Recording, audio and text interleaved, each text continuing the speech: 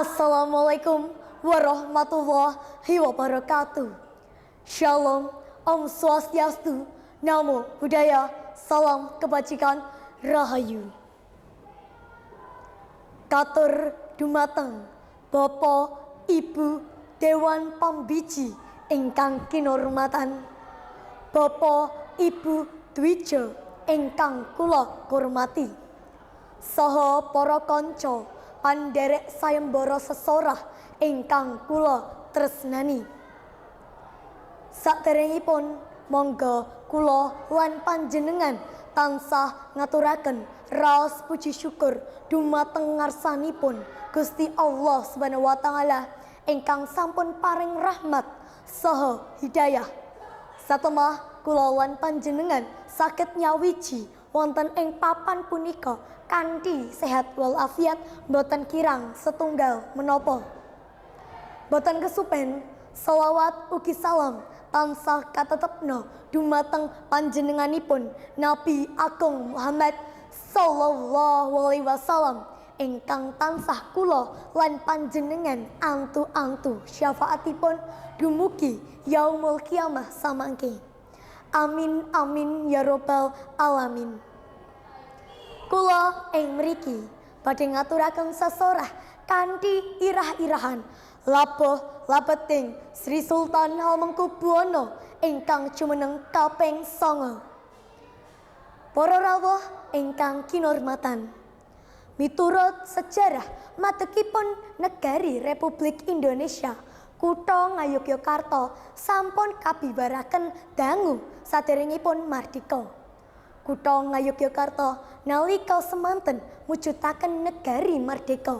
Dene ingkang jumeneng nata satunggaling ratu agung ingkang arif lan wicaksana serta berbudi bawa leksana inggih menika Sri Sultan Hamengkubuwana kaping 9. Sri Sultan Hamengkubuwana kaping 9 boten namung dados raja, ananging dados pahlawan ingkang wantun merjuangaken kamardikan Indonesia. Panjenenganipun dados pangarsan ing Kutha Ngayogyakarta saking mangsa-mangsa granggang taksih dipun anggaraken, mimis tesih bleber, bangsa manca tesih dados bendara lan dugi perjuangaken ngukuhi kamardikan. Sri Sultan Hamengkubuwana kaping 9 miyos rikala 12 April 1912 saha seda rikala 2 Oktober 1988. Panjenenganipun miyos kanthi asma Gusti Raden Mas Dara Jatun. Salah satunggaling tuladha untaminipun saking Sri Sultan Hamengkubuwana kaping 9 inggih menika jiwa nasionalisme ingkang inggil. Panjenenganipun kanthi teges mretelaken bilih Kasultanan Ngayogyakarta inggih menika perangan saking Republik Indonesia. Senajan panjenenganipun kagungan kalenggahan ingkang istimewa minangka satunggaling raja, keputusan menika sangat wigatos awet maringi legitimasih lan dukungan moral kagem pemerintah Republik Indonesia ingkang nembe madeg. Sri Sultan Hamengkubuwana kaping 9 ugi kaloka pangarsan ingkang wicaksana lan visioner. Panjenenganipun kagungan keputusan ingkang titis kangge kawigatosan rakyat lan bangsa. Gagasan serangan umum 1 Maret 1959 inggih menika salah satunggaling bukti nyata saking wawasan panjenenganipun ingkang lantip. Serangan menika kasil buktekaken dumateng donya internasional bilih Republik Indonesia tesih wonten lan sagah mangsa agresi Walanda. Boten namung menika, Sri Sultan Hamengkubuwana kaping 9 ngasta mapinten-pinten kalenggahan wigatos saklebetipun pamarintah.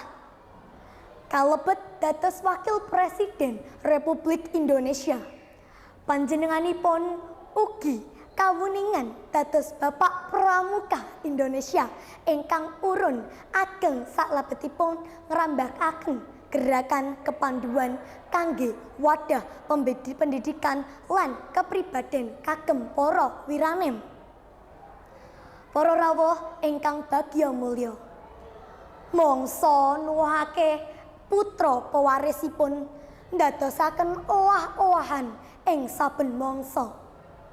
Nanging menapa taksih wonten sujarah ingkang suminten salebetipun pangingat-ingatipun para putra wayah.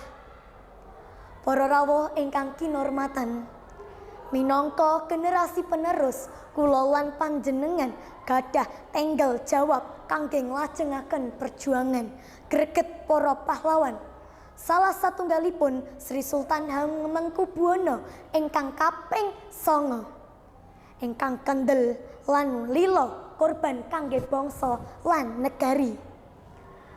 Pramila saking menika monggo para wiranem kados kula lan panjenengan pandherek sayembara sesorah, monggo kula lan panjenengan dadosaken Sri Sultan Hamengkubuwana kaping 9 minangka inspirasi saben tumindak kula lan panjenengan.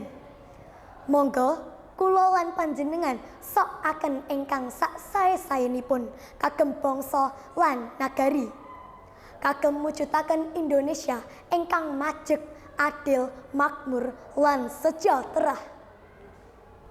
Ing pungkasan mbok menawi anggen kula matur kirang tata krama wonten tetembungan ingkang kirang mranani penggalih panjenengan lan wonten solah bawa kula saestu nyuwun agunging samudra pangaksami. Matur nuwun. Wassalamualaikum warahmatullahi wabarakatuh.